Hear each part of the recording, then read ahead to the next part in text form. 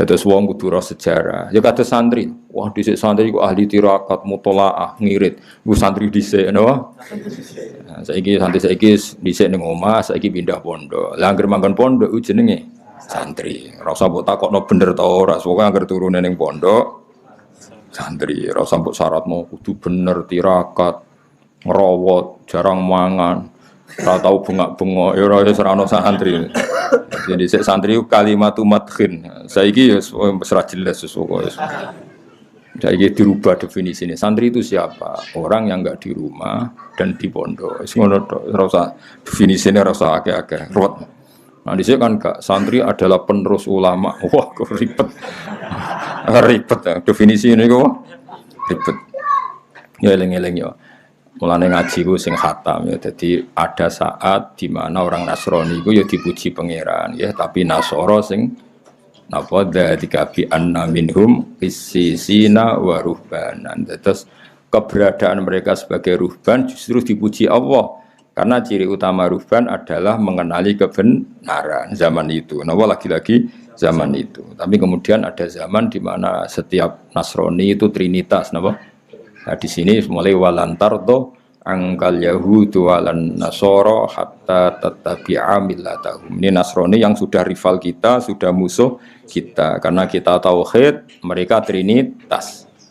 Ya, jadi itu ayat-ayat tadi ada momentumnya. Nah, di sini pentingnya belajar asbabin nuzul. Jadi enggak bisa dipukul rata. Jadi saya wong germuni santri yo mesti wong soleh, ahli tirakat, ora ahli bengak-bengok. Nah, saiki yo beda meneh santri ku piye? Sing ora turu ning omah, turu pondok. Ya sing ngono tok definisine. Ojo terus sing saleh, sing ngapal Quran nak bengi mutolaah. Wah, ribet tarif ngene kok. Nak rino poso, nak bengi jungkung ribet tarif ngene kok. Iku masalah lalu no. Masalah lalu. Lah iki saleh santri piye? Sing mau ngarit ning omah. Manggon pondok. Wis ngono tok wis definisine ngono. Nek ning omah ra entuk wesel, nek ning pondok entuk wesel. Mulane aduk ning pondok. Sesuai definisi sing gampang-gampang ngono. Wa amara ammahu biraddihi. Terus melirian orang-orang Nasrani lebih simpati pada Nabi. Mulane ngantos sak mangke senajan to kadarnya berbeda tapi relatif masih mirip-mirip. Ya, lepas dari itu tetap pro dan kontra, seolah lagi lepas dari itu tetap pro dan kontra. Itu ketika Rektor Al-Azhar datang ke Vatikan untuk supaya Vatikan itu ada masjid, itu ya dituruti sampai Paus Yohanes II. Akhirnya di Vatikan itu pertama kali ada masjid itu karena ada delegasi dari apa? Al-Azhar minta supaya di Vatikan itu ada masjid karena banyak ekspatriat Muslim yang butuh masjid, dibikin. Ya senajan toh tentu kita tidak menganggap itu satu kebaikan yang berlebihan. Ini mau cerita masih ada apa? Mesti ada toleransi, ada apa? Toleransi. Tapi kayak apa Zionis dengan orang Islam di Palestina kan ekstrim apa? Padahal cerita yang sama kadang kita tidak menemukan di Italia, paham ya? Tapi ya tentu tidak seperti dulu. Cuma ini cerita perbandingannya kan nggak pati begitu dengar apa? Peristiwa apa?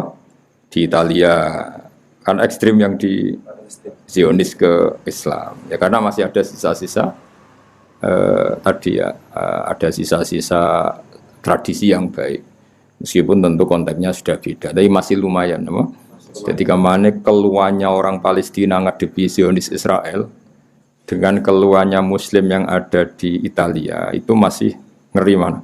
Ngeri orang Islam ngadepi Yahudi di Israel atau di Palestina. Paham ya? Timbang orang Islam yang hidup di Italia atau di Vatikan. Itu artinya masih ada lah sisa-sisa apa? Wa ja'alna fi qulubil ladzina tabauhu ra'fatau wa rahmah. Biar ciri utama pengikut Isa itu ra'fatau wa rahmah. Ada rasa iba, rasa kasih sayang. Ya tentu konteksnya sudah beda. Ini kan cerita sejarah ya meskipun paling enggak sisa-sisanya itu masih ada. Meskipun tidak sesempurna dulu.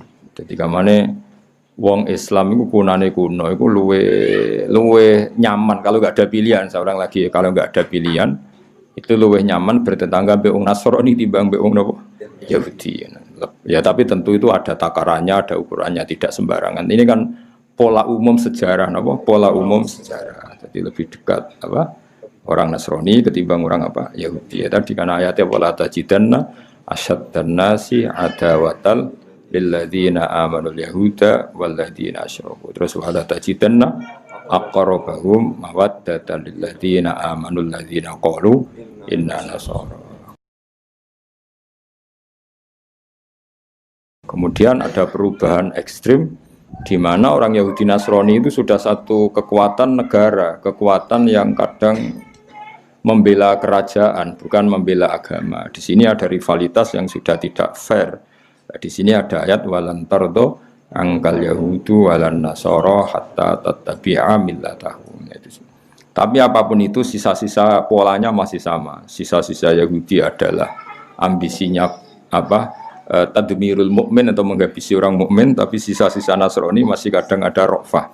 Ya lepas dari tadi itu sudah baqiyah, apa? Baqiyah. Tapi sejarah itu mesti polanya masih mirip-mirip. Jadi kamane cara wong Islam sing Israel mbok takoki atau sing Palestina mbok takoki hubungannya dengan Zionis, dengan orang Islam yang di Italia hubungannya dengan Vatikan. Kira-kira itu lebih enak mana? Paling tidak setidaknya yang kita dengar apa? Setidaknya yang kita dengar mesti lebih rileks yang di Italia timbang yang bersinggungan dengan Zionis Yahudi. Karena tadi apa? Memang dari dulu beda, dari dulu beda. Ini kados niki sing rohibu bukhaira kepengin nyelametno Kanjeng Nabi, sing Yahudi kepingine mateni Kanjeng Nabi. Ini kan beda sekali apa?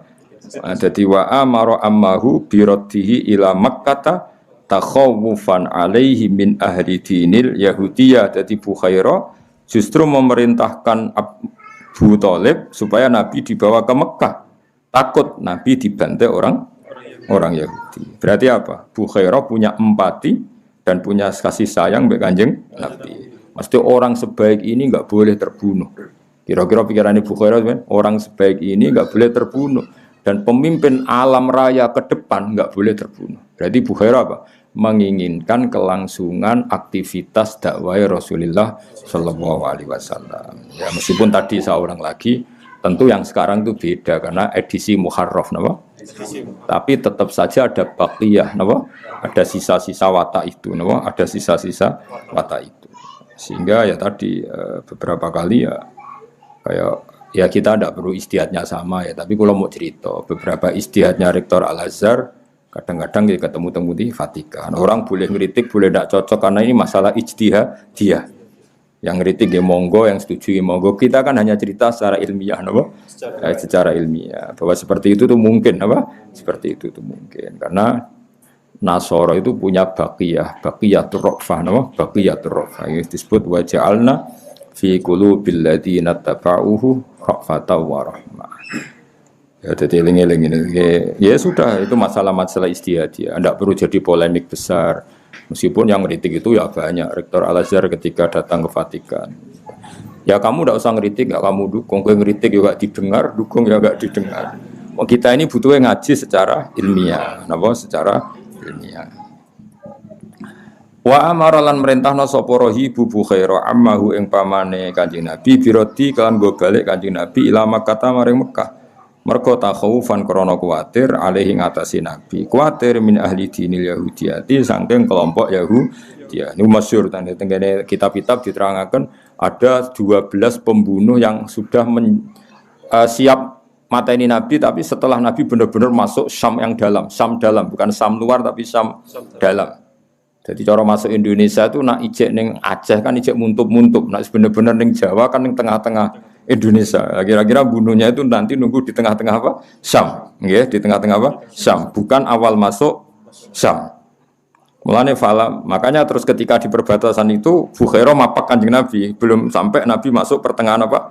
Syam. Mulane temriki diterangno faroja'a. Karena begini ya, kitab yang dibaca Ja'far Al-Barjanji ini, Sayyid Ja'far Al-Barjanji, kitab rujukannya itu saya punya, sehingga saya tahu detail. Jadi meskipun di sini dibahasakan singkat, saya itu tahu detailnya karena kitab yang dibaca beliau itu tak baca saya. Kitab rujukannya, apa? Nah, ke judulnya atau kru, pokoknya paling. Nah, terus yang kini disingkat-singkat jadi kitab, apa? Berjanji. Ya tentu simpel. Mulanya untuk angel mergo singkatan. Tapi saya paham betul memang ceritanya seperti itu. Jadi Orang Yahudi itu pinter, nanti bunuhnya nunggu setelah Muhammad masuk Syam dalam, kenapa? Karena dengan di Syam dalam otoritasnya penuh milik mereka, sehingga orang Arab tidak bisa menggugat. Nah, Kanjeng Nabi di Ibu Bukhairah gak kalah pinter, Nabi dipetui di luar Syam, maksudnya pas muntup-muntup mau masuk Syam, paham ya? Jadi waktu pinter, kenapa? Semua Yahudi pinter, aku nak mateni ini perbatasan bisa digugat dunia internasional karena belum masuk wilayah kami, tapi mateni neng jero. Sing Ibu Bukhairah ya pinter, wah anak ning jero selak kedisian dipapak di luar. Iku mane wong kudu ro sejarah, mane ngono. Islam koyo ngene gedene iku ya kadang-kadang utang jasa mbek roh ibu napa Bukhairah. Dadi ora utang jasa mbek ketua ranting kok NU atau Muhammadiyah. Wis pangeran ngono kersane. Wis kowe kudu ikhlas wong sejarah ngene lho. Wis cocok ra cocok ilmu kudu ikhlas. Kowe ora tau memberi kontribusi Nabi, nak ngel-ngelo iya, ingkang ditenggo-tenggo syafaatipun ngono. Dadi ngrumat ra tau. Lumayan Abu Lahab tau ngrumat. Kowe ngrumat ra tau, berjuang ra tau, tapi nak muni Nabi ingkang kita tenggo-tenggo syafaat. Aduh, nulung ra tau. Jaluk aneh-aneh. Aneh-aneh. Ora potongan heroik no, gak potongan apa heroik. Kali mau senang kiai pas-pasan aja salam template 1.000 jaluk swarga no. Nunggu 1.000 untuk swarga. Wis ana embeling salam template 1.000 supaya anak kula dongakno iki dadi wong alim. Nek 1.000 jaluk aneh-aneh. Soale hubungane kiai ribet. Wong saiki ku ribet. Wong mbek Nabi seneng pas-pasan ae. Dibaan yo ora paham bengak-bengok. Mulai untuk berkat loro. Wis ngono arep-arep syafaat, ya kelakuan ngono. Padahal roh Ibu Bukhairah mati-matian nyelametno Kanjeng Nabi. Dadi ngerti nek Nabi dok dalam Syam pasti dibunuh. Dadi pamane dipapak ning perbatasan. Itu kan ya ndak gampang mapak-mapak gitu no. Enggak gampang. Malah nanteng kene kitab-kitab ageng diterangno pamane iku mangkel mbek Bukhairah. Masyhur. Abu Thalib mangkel mbek roh Ibu Bukhairah. Abu Thalib kan niat dagang. Bawa kafilah besar bawa dagang kemudian enggak ke titik tujuannya kan yo mangkel. Sampai matur dengan Kanjeng Nabi, la tasma yabna akhi maqala Ibu Bukhairah. Aja rungokno iki paling wong drengki ben aku ra sida dagang. Masyhur Abu Thalib ngendikan. Terus Kanjeng Nabi karena memang didesain Nabi, beliau calon Nabi, ya ammi wahai pamanku, hati saya mengatakan orang ini jujur. Akhirnya terus jadi Abu Thalib sendiri itu mangkel sama Ibu Bukhairah. Beliau mau kembali mergo Nabi ngendikan, ya ammi hati saya mengatakan orang ini jujur. Jadi tidak segampang itu. Ya, jadi eling-eling ya. Jadi rencana pembunuhan Yahudi itu di Syam dalam, elingin apa? Di Syam dalam, karena itu kecerdasan orang Yahudi dengan bunuh di dalam kan benar-benar teritorialnya Yahudi. Kalau di perbatasan digugat secara internasional. Mulai dulu itu ada teritorial itu. Makanya ketika Nabi Musa lari dari Mesir, dikejar-kejar apa? Fir'aun. Beliau lari ke Madian. Apa? Dan dulu sudah ada teritorial. Fir'aun itu tidak punya otoritas di Madian. Makanya ketika Nabi Musa sudah sampai Madian, dawuh Nabi Syuaib ya, la takhaf najauta, kamu akan selamat di sini. Itu di Sarah-Sarah diterang fa inna Madian laisa min sultanati Fir'aun, karena Madian tidak ikut teritorialnya Fir'aun. Paham ya? Jadi dulu orang sudah modern, kalau musuhan dengan Fir'aun ya lari ke daerah yang tidak wilayahnya Fir'aun. Ya sama lah dulu. Sama sekarang itu sama. Misalnya orang Papua ingin merdeka supaya nggak ditangkap orang Indonesia, minta suaka politik Australia atau Amerika, karena Indonesia nggak punya otoritas di Australia. Dulu ketika Khomeini musuhan Mbak Pahlavi, beliau suaka politik di Perancis. Ya sama, mulai dulu ya modern. Jadi kalau musuhan sama orang Nabi Musa, kalau tetap di Mesir kan ditangkap Fir'aun, beliau ke Madian. Ketika di Madian gimana? La takhaf najauta minal qaumidz zalimin. Itu di Sarah-Sarah fa inna Madian laisat min sultanati Fir'aun. Paham gitu. Terus ini Bukhairah ya sama. Ini kalau masuk ke Syam, kita tidak punya wilayah di sana, pasti dihabisin tanpa bisa menuntut. Akhirnya wa amara lan perintah sapa Bukhairah ammahu birati la Makkah takhawfan alaihi min ahli dinil yahud. Ya terus faraja mongko bali sapa Abu Thalib bihi nggawa kelawan Kanjeng Nabi. Walam yujawis, nah ini pinter Sayyid berjanji. Makanya saya tahu betul kalau kitab ini dikarang orang alim. Karena kitab yang indukannya itu saya baca. Ini walam yujawis lan orang liwati sopo Kanjeng Nabi minasyamil muqaddas saking teritorial Syam muqaddas. Ini ku yang sekarang ada masjid Baitul Aqsa. Napa? Sekarang ada masjid apa? Aqsa. Busrohu ing kota besar Syam muqaddas. Jadi kemana? Kanjeng Nabi itu hanya di perbatasan, nggak sampai masuk ke Syam dalam, napa? Tidak sampai masuk ke Syam dalam. Sekali masuk Syam dalam pasti Nabi dihabisi. Jadi redaksi napa? Walam yujawis lan orang liwati sapa Nabi minasyamil muqaddas saking Syam sing muqaddas. Busrohu yaiku kota busrone Syam. Jadi walhasil Nabi tidak sampai ke titik inti kota yang ada di Syam. Karena sampai perbatasan sudah dipapak rohibu Bukhaira, padahal para pembunuh Yahudi nunggunya di tengah kota atau di pusat tengah-tengah Syam. Mulane iki redaksine kita alime Sayyid sinten berjanji oleh redaksi Nabi Faro ja'abihi walam yujawiz minasyamil muqaddasi busra.